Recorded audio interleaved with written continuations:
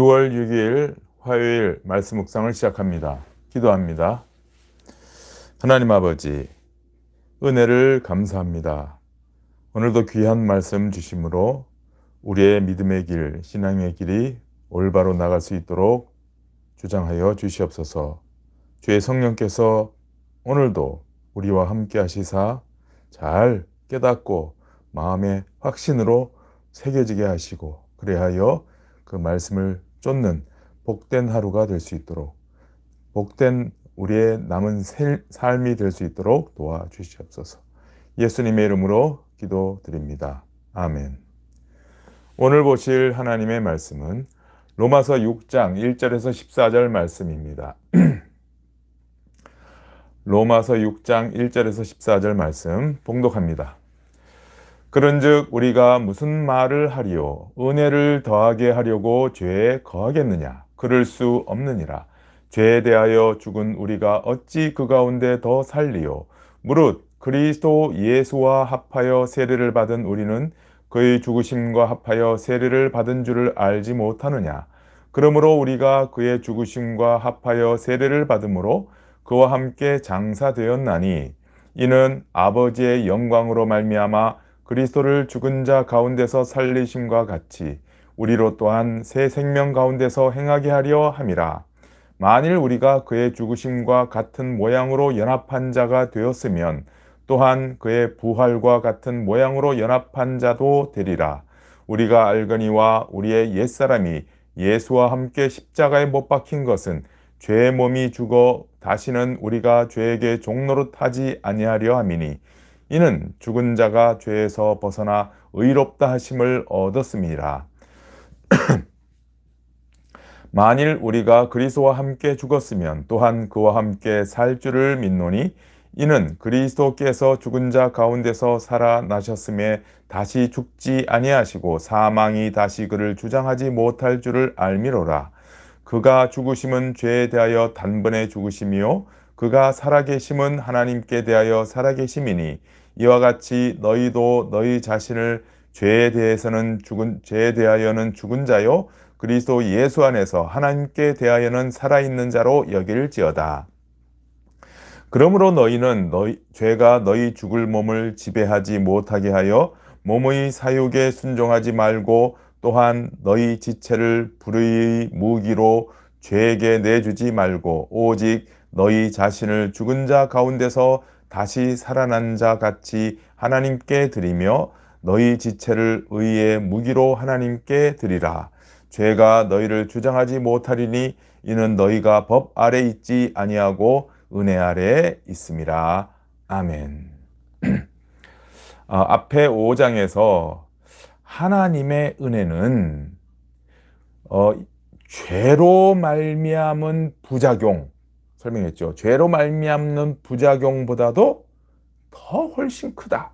하나님의 은혜는, 하나님의 은사는, 예수 그리스도로 말미암아 우리에게 주시는 그 은사는 아담이 지은, 인간이 지은 죄로 말미암는 부작용보다도 훨씬 더 크다 라는 것을 말씀하셨고, 그런 뜻에서 뭐라고 밑에 첨가를 하셨냐면은, 죄가 더한 곳에 은혜가 더욱 넘쳤나니, 죄가 더한 곳에 은혜가 더욱 넘쳤나니.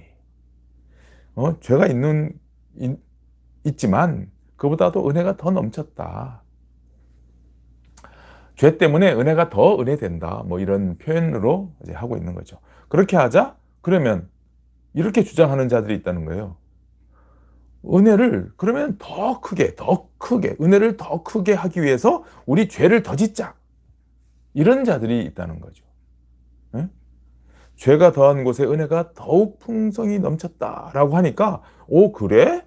그러면 우리가 은혜를 그러면 더 크게 하기 위해서 죄를 더 짓자 라고 궤변을 늘어놓는 자들이 있다는 거예요.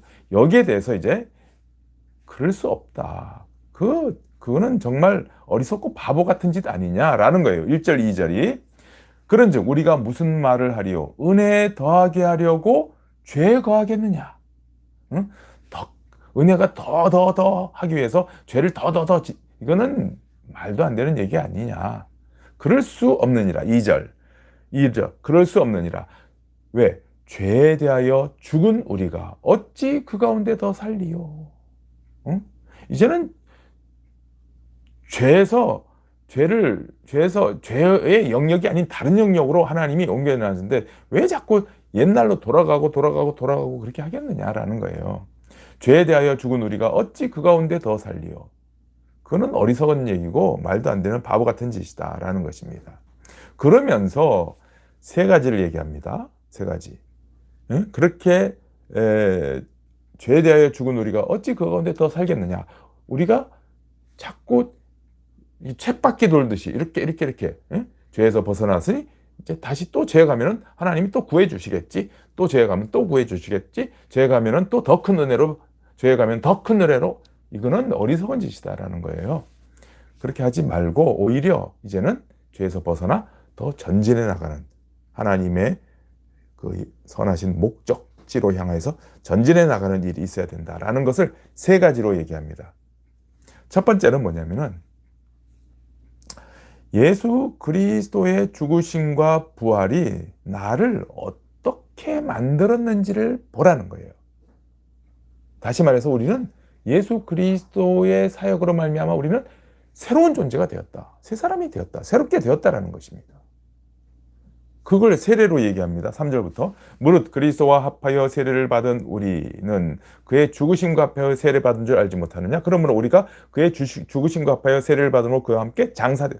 예수님이 죽으실 때, 십자가에 죽으실 때 우리도 예수 그리스도와 함께 연합되어져서 그와 함께 우리는 옛사람이 죽었다라는 거예요.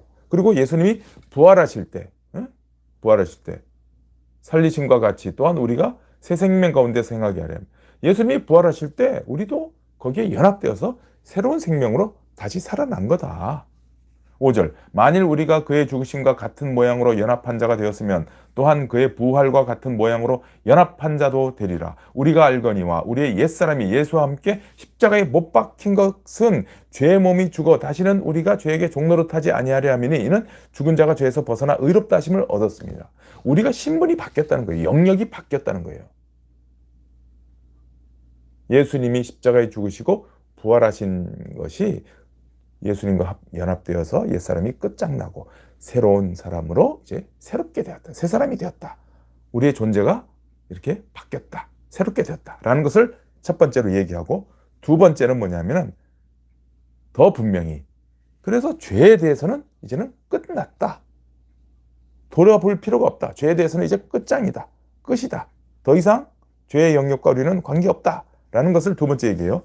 8절 만일 우리가 그리스도와 함께 죽었으면 또한 그와 함께 살 줄을 믿노니 이는 그리스도께서 죽은 자 가운데서 살아나셨음에 다시 죽지 아니하시고 사망이 다시 그를 주장하지 못할 줄을 알미노라. 그가 죽으심은 죄에 대하여 단번에 죽으시며 그가 살아계심은 하나님께 대하여 살아계심이니 이와 같이 11절 이와 같이 너희도 너희 자신을 죄에 대해서는 죽은 자요. 죄에 대해서 이제 끝났어. 그 얘기죠. 그리스도 예수 안에서 하나님께 대해서 살아난 자예요. 이제는 죄에 대해서는 끝났다는 것을 분명히 인식하라는 거죠. 그래서 세 번째 뭐냐면 이제는 앞으로 전진해 나갈 일이 있다는 거죠. 12절 그러므로 너희는 죄가 너희 죽을 몸을 지배하지 못하게 하란 말이에요. 이제는 몸의 사욕에 순종하지 말고 또한 너희 지체를 불의의 무기로 죄에게 내주지 말고 오직 너희 자신을 죽은 자 가운데서 다시 살아나신 자 같이 하나님께 드리며 너희 지체를 의의 무기로 하나님께 드리라. 죄가 너희를 주장하지 못하리니 이는 너희가 법 아래 있지 아니하고 은혜 아래 있습니다. 이제는 더 이상 죄와 관계없고 율법과도 관계없고 이제는 하나님께 드려지는 하나님께 온전히 새 사람으로 드려지고 새 삶을 드려지는 자로 이렇게 진보가 있도록 하자는 거예요.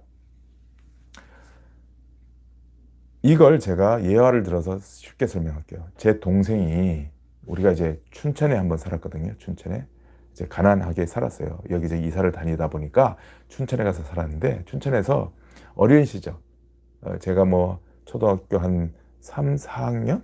근데 그때 제 동생은 학교도 안 들어갔나? 들어갈 때인가? 하여튼 그런 나이예요. 그래 옛날에 막 험하게 놀았습니다.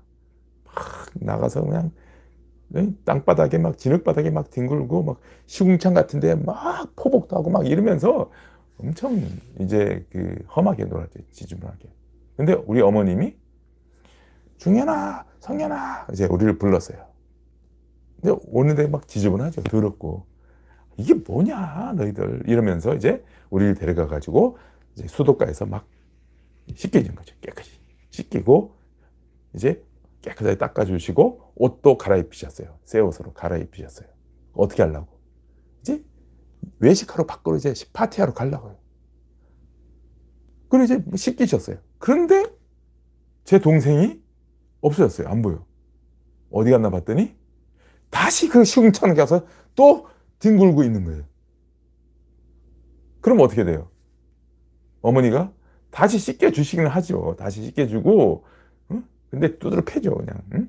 다시 씻겨주시기는 하는데, 그러면서 뭐라 그러세요? 아니, 이놈의 자식아. 이제 밥 먹으러, 외식하러, 파티하러 가야 되는데, 너 지금 뭐 하는 짓이냐? 라는 거예요. 이게 지금 이 그림이에요. 우리가 어떻게 지금 시궁창에서 어떻게 바뀌었는지, 우리 자신을 깨끗이 씻겨진 자예요. 그럼 이제 어디로 가야 돼요? 파티하러 가야 되잖아요. 파티, 그 좋은 데 가서 먹고 이렇게 해야 되잖아요. 그런데 다시 시궁창으로 가면 어떻게 되는 거죠? 그건 어리석은 짓이에요. 이게 그 얘기예요. 응? 그럴 수 없느니라. 죄에 대하여 죽은 우리가 어찌 그 가운데 더 살리요? 그럴 수 없어요. 우리는 새롭게 됐어요.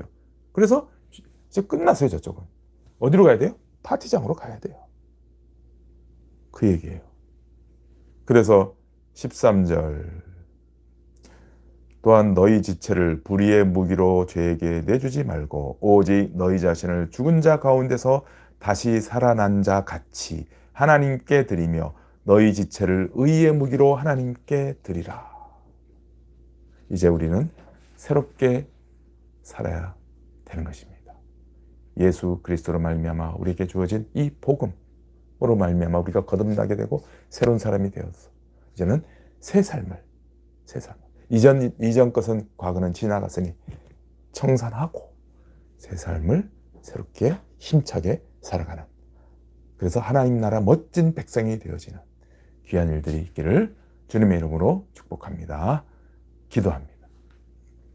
하나님 아버지, 오늘 말씀을 통해서 우리는 여전히 다시 쳇바퀴처럼 하나님이 깨끗하게 하신 것을 경험함에도 다시 죄구덩이로 들어가서 뒹굴고 또 다시 씻겨지고 또 죄구덩이에 가서 뒹굴고, 이런 어리석은 짓은 더 이상 하지 않게 하여 주시옵소서. 우리가 어떻게 예수 그리스도 안에서 새 사람이 되었는지, 그리고 이제는 죄와는 어떻게 끝장나고 결별되었는지 분명히 알게 하시고 하나님께서 열어주시는 정말 영광과 복된 그 삶을 아름답고 행복한 하나님과의 교제가 깊어지는 풍성한 아름다운 새 사람의 삶을 힘차게 살아가는 주의 백성들 다 되게 하여 주시옵소서. 예수님의 이름으로 기도드립니다. 아멘.